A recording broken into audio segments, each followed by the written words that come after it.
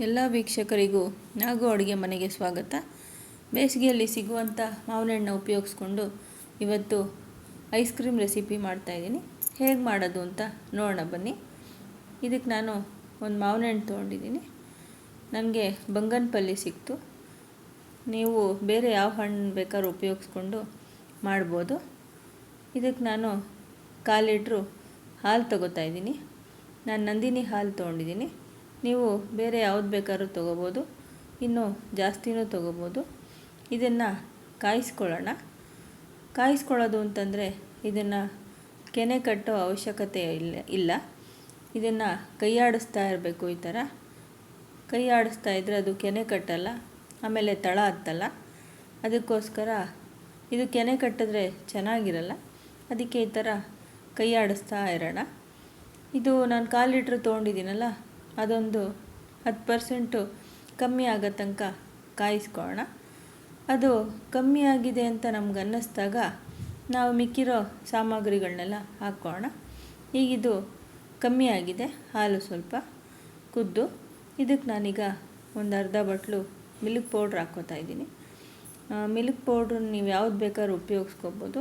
Milk powder ಹಾಕಿದ್ರೆ ice cream ಚೆನ್ನಾಗಿ ಬರುತ್ತೆ. ಅದಕ್ಕೋಸ್ಕರ ಹಾಕ್ಕೋತಾಯಿದ್ದೀನಿ. ನೀವು ಆಚೆಗಡೆ ಸಿಗುವಂಥ ಯಾವ ಮಿಲ್ಕ್ ಪೌಡ್ರ್ ಬೇಕಾದ್ರೂ ಬಳಸ್ಕೋಬೋದು. ಮಿಲ್ಕ್ ಪೌಡ್ರನ್ನು ಚೆನ್ನಾಗಿ ಮಿಕ್ಸ್ ಮಾಡ್ಕೊಳ್ಳೋಣ, ಗಂಟಾಗಬಾರ್ದು. ಈಗ ಇನ್ನೂ ಚೆನ್ನಾಗಿರಲಿ, ಕ್ರೀಮಿಯಾಗಿ ಬರಲಿ ಅಂತ ನಾನು 1 ಸ್ಪೂನು ಕಾರ್ನ್ಫ್ಲೋರ್ ಬಳಸ್ತಾಯಿದ್ದೀನಿ. ಇದನ್ನು ಅಷ್ಟೇ ಗಂಟಿಲ್ದಂಗೆ ಮಿಕ್ಸ್ ಮಾಡ್ಕೋತಾ ಇದ್ದೀನಿ. ಇದಕ್ಕೆ ನಾನು ಕಸ್ಟರ್ಡ್ ಪೌಡ್ರು, ಕ್ರೀಮು ಆ ಥರದ್ದೇನೂ ಬಳಸ್ತಾ ಇಲ್ಲ. ಬರೀ ಮಿಲ್ಕ್ ಪೌಡ್ರು ಮತ್ತು ಕಾರ್ನ್ಫ್ಲೋರ್ ಬಳಸ್ತಾ ಇದ್ದೀನಿ ಅಷ್ಟೇ. ಈಗ ಇದಕ್ಕೆ ಒಂದು 1/4 ಬಟ್ಲು ಸಕ್ಕರೆ ಹಾಕ್ಕೋತಾ ಇದ್ದೀನಿ. ನೀವು ಇನ್ನೂ ಜಾಸ್ತಿ ಮಾಡಿಕೊಂಡ್ರೆ ಇನ್ನೂ ಜಾಸ್ತಿ ಸಕ್ಕರೆನ ಬಳಸ್ಕೊಳ್ಳಿ. ಈಗ ಸಕ್ಕರೆನೂ ಹಾಕಿ ಚೆನ್ನಾಗಿ ಮಿಕ್ಸ್ ಮಾಡ್ಕೊಳ್ಳೋಣ. ಇದು ಮಾವಿನ ಹಣ್ಣಿನ ಐಸ್ ಕ್ರೀಮ್ ಅಲ್ವಾ, ಅದಕ್ಕೋಸ್ಕರ ಮಾವಿನ ಹಣ್ಣನ್ನ ಹಚ್ಕೋತಾ ಇದ್ದೀನಿ. ಈ ಮಾವಿನ ಹಣ್ಣನ್ನ ಹಚ್ಕೊಂಡು ಇದರದ್ದು ಪೀಸಸ್ ಮಾಡಿಕೊಂಡು ಇದನ್ನು ಮಿಕ್ಸಿ ಮಾಡ್ಕೊಳ್ಳೋಣ. ನೋಡಿ, ನಾನು ಈ ಥರ ಹಚ್ಕೊಂಡು ನಿಮಗೆ ಇದನ್ನು ಸ್ಕೂಪಲ್ಲಿ ತೆಕ್ಕೊಂಡು ತೋರಿಸ್ತಾ ಇದ್ದೀನಿ. ನೀವು ಬೇಕಾದ್ರೆ ಸ್ಪೂನಲ್ಲಿ ಸಹ ತೆಕ್ಕೋಬೋದು. ಇಲ್ಲ ಅಂತಂದರೆ ಸಿಪ್ಪೆ ತೆಕ್ಕೊಂಡು ಸಣ್ಣ ಸಣ್ಣ ಪೀಸಸ್ ಆಗಿ ಮಾಡ್ಕೊಂಡು ಕೂಡ ಇದನ್ನು ಮಿಕ್ಸಿ ಮಾಡ್ಕೋಬೋದು. ನೋಡಿ, ಈ ಥರ ಪೀಸಸ್ನೆಲ್ಲ ಮಿಕ್ಸಿ ಮಾಡ್ಕೋತಾ ಇದ್ದೀನಿ.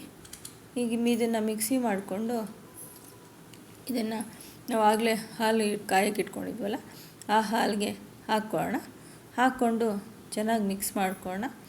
ಇವೆಲ್ಲ ಚೆನ್ನಾಗಿ ಮಿಕ್ಸ್ ಆದಮೇಲೆ ಇದನ್ನು ಒಂದು 10 ನಿಮಿಷ ಆರಕ್ಕೆ ಬಿಡೋಣ. ಇದು ಆರಿದ ಮೇಲೆ ಇದನ್ನು ಮಿಕ್ಸಿ ಮಾಡ್ಕೋಬೇಕು, ಬಿಸಿಲು ಮಿಕ್ಸಿ ಮಾಡ್ಕೋಬಾರ್ದು. ಇದನ್ನು ಮಿಕ್ಸಿ ಮಾಡಿಕೊಂಡಷ್ಟು ತುಂಬ ಚೆನ್ನಾಗಿರುತ್ತೆ ಐಸ್ ಕ್ರೀಮು, ಕ್ರೀಮಿಯಾಗಿ ಬರುತ್ತೆ. ಆಚೆಗಡೆ ಸಿಗುತ್ತಲ್ಲ ಆ ಥರ ಐಸ್ ಕ್ರೀಮ್ ಸಿಕ್ದಂಗೆ ಬರುತ್ತೆ. ಈಗ ನೋಡಿ, ಇದನ್ನು ನಾನು ಮಿಕ್ಸಿ ಜಾರ್ಗೆ ಹಾಕ್ಕೋತಾ ಇದ್ದೀನಿ. ನಾವಾಗಲೇ ಮಿಕ್ಸ್ ಮಾಡ್ಕೊಂಡ್ವಲ್ಲ ಅದನ್ನು ಈ ಮಿಕ್ಸರ್ ಜಾರ್ಗೆ ಹಾಕ್ಕೊಂಡು ಇದನ್ನು ಮಿಕ್ಸಿ ಮಾಡ್ಕೊಳ್ಳೋಣ. ನೀವು ಇದೇ ಫಸ್ಟ್ ನನ್ನ ಚಾನಲ್ನ ನೋಡ್ತಾ ಇದ್ದರೆ ನಮ್ಮ ಚಾನಲ್ಗೆ ಸಬ್ಸ್ಕ್ರೈಬ್ ಆಗಿ. ನಾನು ಮಾಡೋ ರೆಸಿಪೀಸ್ ಎಲ್ಲ ನಿಮಗೆ ಬರುತ್ತೆ. ನೋಡಿ, ಈಗಿದು ಮಿಕ್ಸ್ ಆಗ್ತಾಯಿದೆ. ಈಗಿದು ಚೆನ್ನಾಗಿ ಮಿಕ್ಸಿ ಮಾಡಿದ್ಮೇಲೆ ನೋಡಿ ಎಷ್ಟು ಕ್ರೀಮಿಯಾಗಿ ಕಾಣಿಸ್ತಾ ಇದೆ. ಈಗ ಅರ್ಧ ಕೆಲಸ ಆಗಿದೆ. ಈಗ ಇದನ್ನು ಫ್ರೀಸ್ ಮಾಡಿದ್ರೆ home made ice cream ready ಆಗುತ್ತೆ. ನೋಡಿ, ಇದನ್ನು ಒಂದು ಗ್ಲಾಸ್ ಬೌಲ್ಗೆ ಸರ್ವ್ ಮಾಡ್ಕೋತಾ ಇದ್ದೀನಿ. ನಾನು ಇದು ಇನ್ನೂ ಚೆನ್ನಾಗಿರಲಿ ಅಂತೇಳ್ಬಿಟ್ಟು ನಾನು ಒಂದು ಪೀಸು ಮಾವಿನ ಹಣ್ಣು ತೆಗೆದಿಟ್ಕೊಂಡಿದ್ದೆ. ಈಗ ಅದನ್ನು ಸಣ್ಣ ಸಣ್ಣ ಪೀಸಸ್ ಆಗಿ ಮಾಡ್ಕೋತಾ ಇದ್ದೀನಿ. ನಾವು ಐಸ್ ಕ್ರೀಮ್ ತಿನ್ಬೇಕಾದ್ರೆ ಮಾವಿನ ಹಣ್ಣು ಪೀಸಸ್ ಸಿಗ್ತಾಯಿದ್ರೆ ಬಾಯಿಗೆ ಚೆನ್ನಾಗಿರುತ್ತೆ ಅಂಥೇಳಿ. ನೀವು ಹಾಕ್ದೇನೂ ಮಾಡಿದ್ರೂ ಚೆನ್ನಾಗೇ ಬರುತ್ತೆ. ನಾನು ಹಾಕ್ಕೋತಾ ಇದ್ದೀನಿ. ಇದು ಇನ್ನೂ ಕಲರ್ಫುಲ್ಲಾಗಿ ಬರಲಿ ಅಂತ ನಾನು ಟೂಟಿ ಫ್ರೂಟಿ ಕೂಡ ಹಾಕ್ಕೋತಾ ಇದ್ದೀನಿ. ನೀವು ಬೇಕಾದ್ರೆ ಚೆರ್ರಿ ಹಣ್ಣು ಸಹ ಹಾಕ್ಕೋಬೋದು. ಇಲ್ಲ ಅಂತಂದರೆ ಇವೆರಡೂ ಹಾಕ್ಕೊಳ್ದೆ ಕೂಡ ಮಾಡ್ಕೋಬೋದು. ಈಗ ಇದನ್ನು 6 ಗಂಟೆ ಟೈಮು ಫ್ರೀಸ್ ಮಾಡ್ಕೊಳ್ಳೋಣ. ಇಲ್ಲ ಅಂತಂದರೆ ಓವರ್ನೈಟ್ ಕೂಡ ಫ್ರೀಸ್ ಮಾಡ್ಕೋಬೋದು. ನೋಡಿ, ಇದು ಫ್ರೀಸ್ ಆಗಿದೆ. ನೋಡಿ ಎಷ್ಟು ಚೆನ್ನಾಗಿ ಬಂದಿದೆ.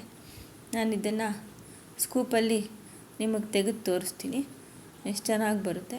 ನೀವು ಇದನ್ನು ಮನೇಲಿ ಟ್ರೈ ಮಾಡಿ, ನಿಮ್ಮ ಮಕ್ಕಳಿಗೆ ಮನೆಯವ್ರಿಗೆ ಎಲ್ಲರಿಗೂ ಕೊಡಿ. ಅವ್ರು ಏನಂದರು ಅಂತ ನನಗೆ ಕಮೆಂಟ್ ಮಾಡಿ ತಿಳಿಸಿ.